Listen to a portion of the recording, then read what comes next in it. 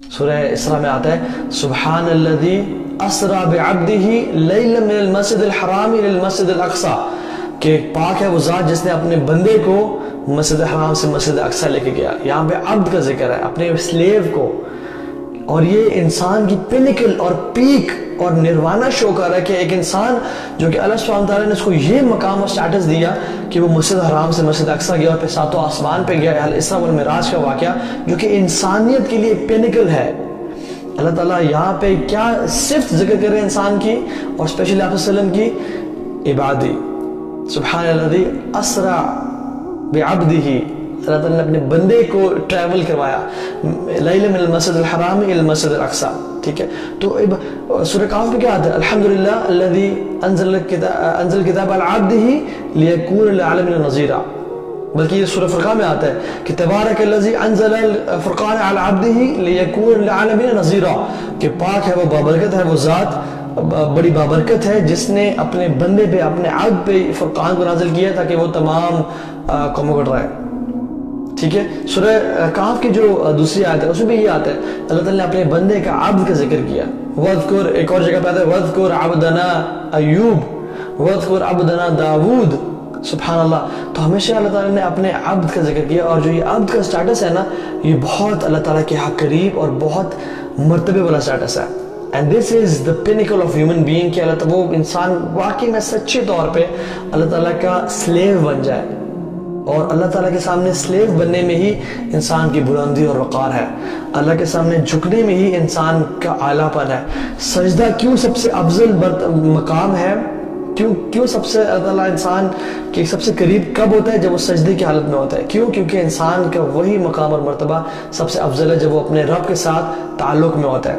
تو اس کے بعد فرمایا عنی فانی قریب، یہاں پہ ایک امیزنگ چیز ہے، وہ کیا ہے کہ اللہ تعالیٰ فرماتا ہے وَإِذَا سَأَلَكَ عِبَادِي عَنِّي، اے پروفٹ محمد صلی اللہ علیہ وسلم جب بھی آپ سے لوگ میرے بارے میں پوچھیں تو جواب کیا ہونا چاہیے تھا؟ تو آپ کہہ دیں میں قریب ہوں، ٹھیک ہے۔ فار ایگزامپل کوئی اگر میں پوچھتا ہے کہ فار ایگزامپل یہاں پہ کوئی بردر فیضان پوچھتے ہیں، فیضان سلطان پوچھتے ہیں کہ کسی آپ میں سے کہ توحا بھائی اس ٹائم کدھر ہے، ٹھیک ہے، اور میں آپ جواب دیتا ہوں کہ کہہ دیں کہ توحا اس ٹائم وہاں پہ ہے، کیونکہ میں اس بندے کے تھرو رابطہ کر رہا ہوں ان کے ساتھ، ٹھیک ہے۔ لیکن یہاں پہ ہونا کیا چاہیے تھا کہ اللہ تعالیٰ کہیں کہ فَقُلْ لَهُمَا إِنِّي قَرِيب، تو ان کو کہہ دے کہ میں قریب ہوں، فَقُلْ إِنِّي قَرِيب، اور کہہ دے کہ میں قریب ہوں، یہ ان میں سے ایک سینٹینس آنا چاہیے تھا۔ لیکن اللہ سبحانہ وتعالیٰ نے کیا ذکر کیا وَإِذَا سَأَلَكَ عِبَادِي عَنِّي، جب بھی میرے بندے آپ سے میرے بارے میں پوچھے تو میں قریب ہوں، بیچ میں سے یہ نکال دی سینٹینس فَقُلْ لَهُمَا، اور انہوں نے کہہ دے کہ میں قریب ہوں، بیچ میں سے نکال دیا۔ اللہ سبحانہ وتعالیٰ نے آپ صلی اللہ علیہ وسلم کو بھی بیچ میں سے ہٹا دیا اور کہا کہ میں اپنے بندوں کے سوال کا جواب خود سے دوں گا، آپ نہ دیں، میں خود جواب دوں گا ان کو، فَإِنِّي قریب، میرے بندوں میں بہت قریب ہوں تمہارے، نَحْنُ أَقْرَبُ إِلَيْهِ مِنْ حَبْلِ الْوَرِيدِ، کہ ہم تمہاری شاخ سے بھی زیادہ قریب ہیں، ہم تمہارے اتنے قریب ہیں۔ تو اللہ تعالیٰ is very close to us، ہم جب بھی اس کو پکارتے ہیں وہ ہماری بات کو سنتا ہے۔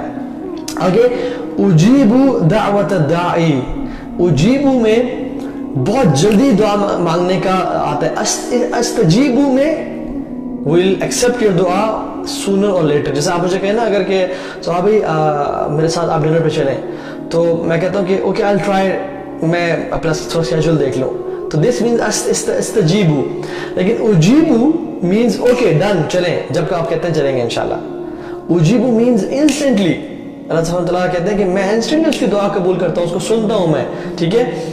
دعوت داعی، سبحان اللہ، یہ نہیں کہا کہ دعا اس بندے جو ریگولرلی دعا مانگتے ہیں، نہیں، دعوت ہے، اگر وہ ایک دفعہ بھی مجھ سے دعا مانگے، داعی، اور اس کی کوالٹی کیا ہونی چاہیے؟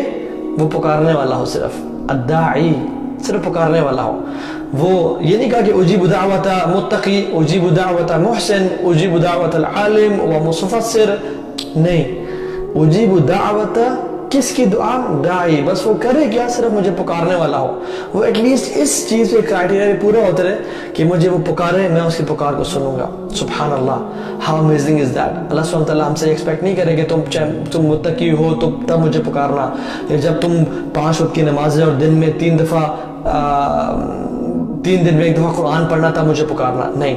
اللہ सुब्हानहू व तआला कह रहे हैं तुम बस मांगने वाले हो, तो मेरे सामने हाथ उठा ए बंदे, तुम गुनाहगार हो, शाकार हो, मैं तुम्हारी दुआ कबूल करूंगा। This is how amazing this आया इट इज। और मैं इसको ब्रीफ करके बताना चाह रहा हूँ ताकि हम जल्दी से अपने टाइम में ख़त्म कर सकें इसको।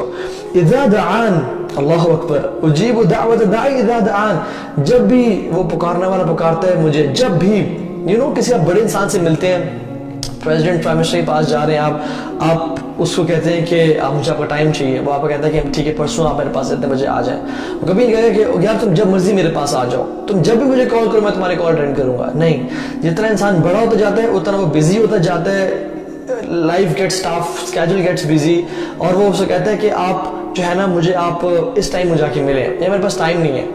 अल्लाह रब्बुल आलमीन से बड़ा कोई है, उससे बड़ा कोई शहनशाह है, उससे बड़ा कोई बादशाह है, उसके हाथ में लिमनिल मुल्कुल यौम, किसके हाथ में उस दिन ताकत होगी?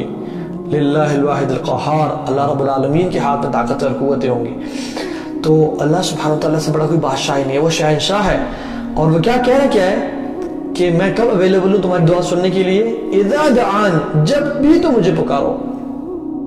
ये मैं तुम्हें टाइम नहीं दिया कि तुम मुझे 2 से 4 बजे तक के बीच में पुकारना, या मुझे रात में पुकारो तो मैं सुनूंगा, दिन में मैं नहीं सुन पाऊंगा, या दिन में सुनूंगा रात में नहीं सुनूंगा, वलियाउज़ु बिल्लाह। अल्लाह ताला हर टाइम हमारी दुआ को सुनते हैं। चाहे इंसान रात को उठे, आंख खुली है, वो कहता है या अल्लाह रब्बि ग़फ़िरली, या अल्लाह मुझे माफ़ कर दे, अल्लाह ताला उसकी बात को सुनते हैं, उसको कबूल करते हैं। How amazing is that. ऐसा कोई रिलेशन आपको इस दुनिया और कायनात में मिल सकता है कि आप उस हस्ती को जब पुकारें वो आपकी बात को सुने और जवाब दे। अल्लाह अकबर। और फिर जब वो अल्लाह ताला करीब है और हर वक्त दुआ को सुन रहा है और इतनी ब्लेसिंग्स और नेमतें दी हैं और वो दुआ को कबूल भी करेगा, तो ऐ बंदे तुझे क्या करना चाहिए? मैं आपको एग्जांपल देता हूँ।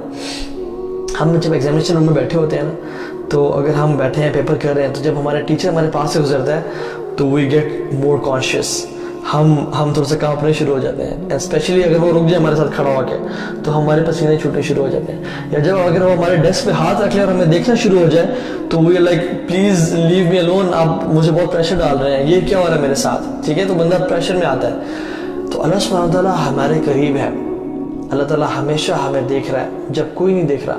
यअलमु ख़ाइनतल अयुन व मा तुख़फ़ी सुदूर, वो आँखों के हेर फेर को जानता है और दिलों के राज जानता है। अल्लाह ताला हर बंदे को जानता है, तो उसको लाइफ कैसी गुजारनी चाहिए, उसको कैसा रहना चाहिए। फ़ल्यस्तजीबू ली, अल्लाह ताला कहते हैं तो उसको भी चाहिए कि वो मेरी बात माने।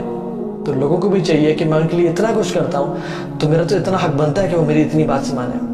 क्या इतना भी मतलब इंसान इतना भी अनग्रेटफुल हो कि अल्लाह ताला की वो बात ही ना माने जो सांस उसको दे रहा है। हाउ अमेजिंग इज दैट कि जब इंसान अकेले में और कमरे में बंद होके गुनाह कर रहा होता है और अल्लाह ताला की नाफरमानी कर रहा होता है, अल्लाह ताला फिर भी हवा को और सांस को अलाउ करते हैं कि इस बंदे के पास जाओ और ये तुम्हें ले सके और जिंदा रह सके। हालांकि अल्लाह ताला की वो जुनूद है, अल्लाह ताला की वो आर्मीज हैं, वमा यअलमु जुनूद रब्बिका इल्ला हु, अल्लाह ताला की आर्मी से कौन जाता है एक्सेप्ट उसके। तो ये हवाएं, ये सब कुछ अल्लाह ताला की आर्मीज हैं, अल्लाह ताला का फुल कंट्रोल है इनके ऊपर, लेकिन फिर भी वो इतना रहीम और करीम है कि वो उनको अलाउ करता है। चाहे मेरा बंदा गुनाहगार है, किसी दिन तो पलट के आएगा ना। फल्यस्तजीबू ली, तो उनको चाहिए कि मांगे।